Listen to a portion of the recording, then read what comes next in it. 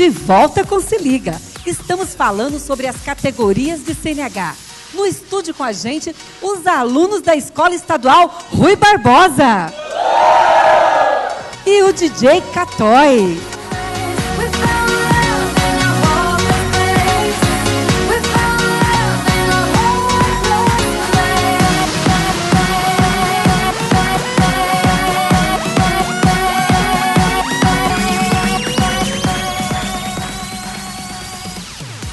Dessa vez no quadro Meu Carro, você vai conhecer a originalidade e o estilo diferente que o músico Douglas adotou no seu Fusca, que já tem mais de 40 anos. Vamos ver?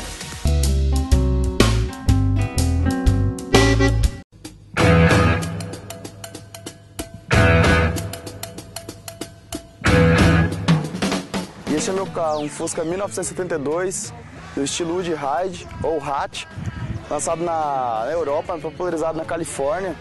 E esse é o estilo, andar com a suspensão rebaixada, optar pelo envelhecimento original do veículo, deixar o tempo envelhecer o veículo. E só que motor, suspensão, parte elétrica, tudo funcionando, tudo zero. Esse veículo foi adquirido na saída de São Paulo, estava numa chácara, 5 anos parado debaixo de um pé de limão. Daí eu trocando ideia com o proprietário antigo, ele me vendeu. Eu trouxe pra casa, dei até trazer, levar pra oficina, aconteceu várias coisas. Caiu a roda comigo na rua. Levei pro mecânico, o mecânico esqueceu de apertar a roda, trazendo, caiu a roda.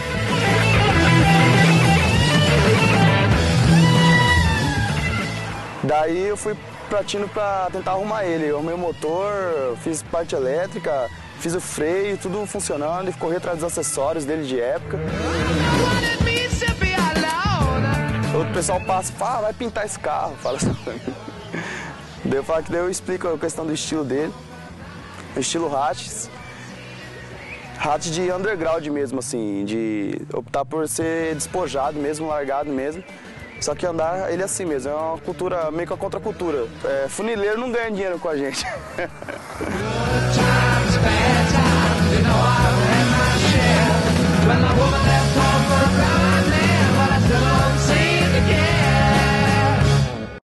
E você aí de casa que gostou deste estilo, é preciso tomar muito cuidado e observar sempre as regras de trânsito. Luiz Fernando, existe um tempo para a mudança das categorias. Por exemplo, eu tenho a categoria B, quanto tempo eu preciso ter nela para poder mudar para a categoria C e para as outras categorias? Então, o Código de Trânsito ele estabelece um prazo para que o condutor possa obter uma categoria maior. Então, o condutor habilitado na categoria B, que é o veículo que a gente falou de passeio, os automóveis é a categoria mais comum, para obter a categoria C, ele precisa estar 1 ano na categoria B. Mesmo de B para mudar para a categoria D, ele já precisa ter 2 anos de categoria B para mudar para uma categoria de transporte coletivo de passageiros. Estando na categoria C, ele tem 1 ano para mudar para D ou 1 ano para mudar para a categoria E, que ele também pode ir de C para E. Existia no código um vazio entre a categoria D e a E. Não estava estabelecido um prazo. Então, isso durante um tempo foi permitido que o condutor ele mudasse da sua categoria de B para D, com 2 anos, e no dia seguinte ele mudasse para a categoria E. Ou seja, ele chegava numa categoria E sem ter a experiência, sem ter a prática, que era o que o legislador quis exatamente quando estabeleceu essas categorias. E, mediante um parecer do Ministério das Cidades, do Conselho Jurídico do Ministério das Cidades, ficou estabelecido, então, que para categoria D chegar na categoria E, se ele não tivesse passado pela C, ele também precisaria de 1 ano. Tá? Então, o Código estabelece esses prazos. Mas, além desses prazos, é importante frisar que esse condutor, para mudar a categoria, ou até mesmo para adicionar uma categoria, ele não pode ter cometido infrações de natureza grave, gravíssima ou reincidência na média nos últimos 12 meses. Então, é importante levar isso em consideração. Então, eu tenho mais de 1 ano na categoria B. E cometo uma infração gravíssima, eu não posso mudar de categoria, né, Luiz Fernando? Exatamente. Enquanto houver o registro daquela infração no seu prontuário, né, só decorridos 12 meses da data do cometimento da infração, é que então esse condutor poderá pleitear uma mudança de categoria. É importante falar da adição, porque a gente separa a adição e a mudança de categoria, né? A adição, nós estaríamos adicionando na carteira de habilitação uma categoria de um veículo diferente. Não estaria crescendo na categoria. Então, vamos dar um exemplo. Eu tenho a categoria A, fiz a primeira habilitação na categoria A, eu posso adicionar a categoria B. Se eu fiz a categoria B, eu tenho a categoria B, eu posso adicionar A. Então, eu só posso adicionar ou A ou B. Aí, a partir da categoria B, é que a gente vai crescendo B, C, D e E. E é importante frisar que quem chega na última categoria E, é o que a gente fala da última, mas se ele não tiver habilitado na categoria A, ele não pode conduzir os veículos de duas rodas, que são as motocicletas, motonetas e nem ciclomotor. Então, só para deixar claro que quem está na categoria E, para conduzir moto, ele precisa ter a A. Ok. Luiz Fernando, eu sou habilitado e o código diz que eu tenho que, de 5 em 5 anos, eu tenho que ir lá no Detran renovar minha carteira de habilitação. Aí eu saio dirigindo por aí, cometo várias infrações e chego a 20 pontos na minha carteira. Eu vou poder pegar essa carteira de volta? Vou renovar minha carteira ou não? Pode renovar, sim. Quando o condutor ele atinge 20 pontos no seu prontuário, é instaurado um processo administrativo em que vai ser oferecido a ele o direito à defesa, previsto na Constituição.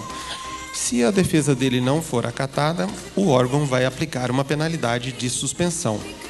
Aplicada essa penalidade de suspensão, ele pode ficar de 1 a 12 meses com o direito de dirigir suspenso.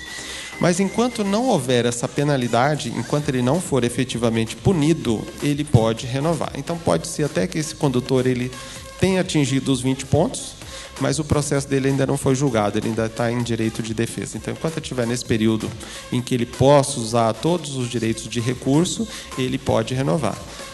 Mesmo depois de renovada, se aplicada essa penalidade, ele será notificado a entregar esse documento e a cumprir essa suspensão. Erivelto, você que trabalha no SESC-Senat, você percebe ali muito nervosismo e ansiedade nesses motoristas que já são habilitados e que querem tirar a última categoria, categoria E? Sim, com certeza, né? Geralmente as pessoas, quando elas são submetidas a um teste, né, elas têm um certo nervosismo. E principalmente quando esse teste ele te proporciona uma mudança de vida. Porque quando a pessoa ela tem a intenção de aumentar a sua categoria de habilitação, principalmente para a categoria E, o maior interesse dela é poder trabalhar e galgar um emprego melhor. Então, o nervosismo ele é muito natural nessas pessoas. Erivelto, a gente tem muitos casos, você poderia explicar melhor para a gente, motoristas profissionais, como você é o profissional da área, né, que trabalha muito com esses motoristas profissionais. Eu trabalho numa empresa de ônibus, né, dirigindo um ônibus aqui na nossa cidade. E daí eu vou renovar minha carteira de habilitação para continuar, porque a empresa só vai deixar ele dirigir esse ônibus se ele renovar a sua carteira. E daí ele tem uma alfabetização muito baixa. E chega lá no Detran, ele não passa no exame psicológico, porque todo motorista profissional tem que passar pelo exame psicológico, além do exame médico. O que fazer com esses motoristas? Olha, normalmente as empresas, elas são solidárias a isso. Né? Então, elas dão, inclusive, uma oportunidade para o motorista. Porque uma vez ele, tentando renovar essa habilitação, ele não consegue alcançar o objetivo através da aprovação do exame psicológico, as empresas elas tentam remanejar para que possa realmente essa pessoa ter condições. O Detran, ele oferece, digamos assim, algum curso voltado para isso, para essa alfabetização, né? E as empresas elas acabam sendo solidárias, elas mudam ele de função por um determinado tempo, para que depois ele possa voltar novamente a efetivar a sua função. Machado, teve uma mudança no Código de Trânsito Brasileiro que reduziu a carga horária de trabalho desses motoristas profissionais. Você pode explicar para a gente, você acha que isso foi uma grande vantagem, que ajudou muito a diminuição dos acidentes? Eu creio que sim, porque a jornada, para muitos, era uma carga horária de 12, 13 horas aí seguida de direção. Vai ser muito importante porque a pessoa ela vai transportar com a total responsabilidade agora, porque 8 horas de direção, vamos dizer, ela é cansativa, mas ela não transtorna assim a pessoa chegar num determinado momento de ter um sono, de ter qualquer coisa diferente, porque reduziu muito. Isso vai ser, principalmente para mim que dirijo bastante, para mim vai ser de total aproveitamento essa redução, porque vai ser um transporte de total segurança, no meu modo de pensar. Kleber Dias, tem pergunta aí da plateia? Tem sim, Beth. Eu tenho uma pergunta aqui para o Luiz Fernando da Djamila. Fala aí, Djamila. Eu gostaria de saber se um emancipado pode ou não tirar a carteira e por quê. Bom, o Código de Trânsito Brasileiro, ele é uma legislação específica e ele prevê que para obtenção da habilitação, esse candidato precisa ser penalmente imputável, ou seja, ele precisa ter 18 anos completos. O emancipado, mesmo com a emancipação recebendo, ele fica apto para os atos administrativos, para os atos da vida civil, mas ele continua não respondendo criminalmente pelos seus atos. Então, um jovem de 16 anos emancipado, ele não pode ser punido por um crime de trânsito, por exemplo. Tá? Então, por isso que a legislação não permite. Então, o Código é uma legislação específica e ele diz que para obter a habilitação precisa ser penalmente imputável. Tem mais uma pergunta para o Luiz Fernando, a Yasmin do 2º ano. Fala aí, Yasmin. Então, eu gostaria de saber como funciona a partir do momento que eu sou habilitada e eu sofro um acidente. Só que o outro motorista que é envolvido nesse acidente, ele não é habilitado. Como que funciona o processo?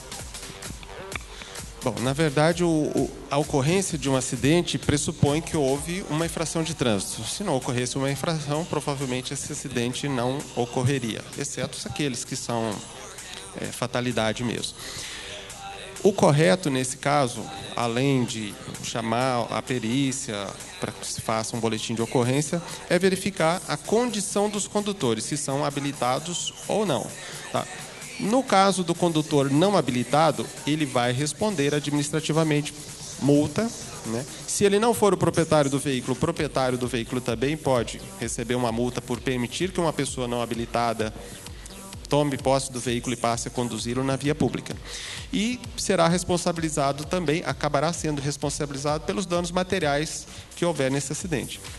Então, a partir do momento que o condutor ele não é habilitado, ele praticamente perde os seus direitos. Vamos dizer que ele estivesse numa via preferencial, né, e o condutor habilitado é que tenha provocado o acidente, mas numa demanda judicial a responsabilidade vai recair sobre o proprietário ou o condutor daquele veículo que não é habilitado. Ele terá que arcar com essa responsabilidade.